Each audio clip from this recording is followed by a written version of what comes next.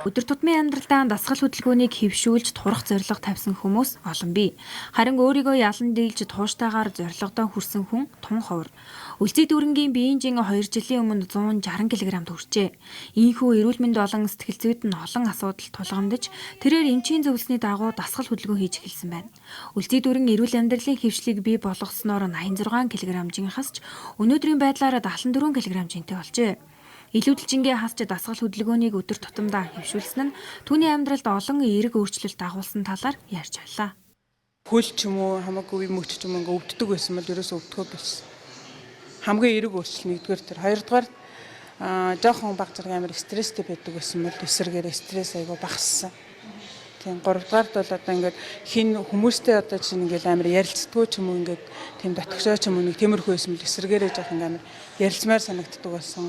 Хамгийн гоё өөрчлөлт нь бол одоо нэг дэлгүүрт ороод хувцас өмсгöd таарах мэдрэмж амар гоё. Зургаад дарах айгүй дуртай болсон. Дасгал хөдөлгөөн хийж өөрийгөө өөрчлөхөөр шийдсэн бол зөвхөн өөртөө төвлөрч тууштай байх нь чухал гэдгийг үлзий дүүрэн хэлж байлаа. Бага орчиндоо өөртөө цаг гаргаж 30 минут ч хамаагүй гүйж алхаж хэвших нь чухал гэлээ.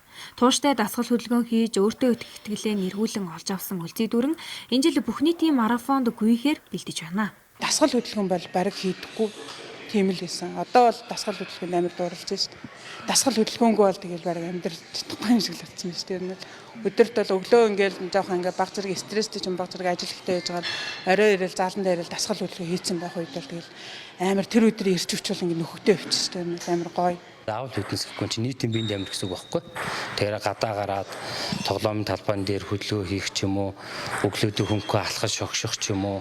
За ороодоо хөвлийн дасгал сунгалтаа гэртээ хийгээд иж бас болно шүү дээ.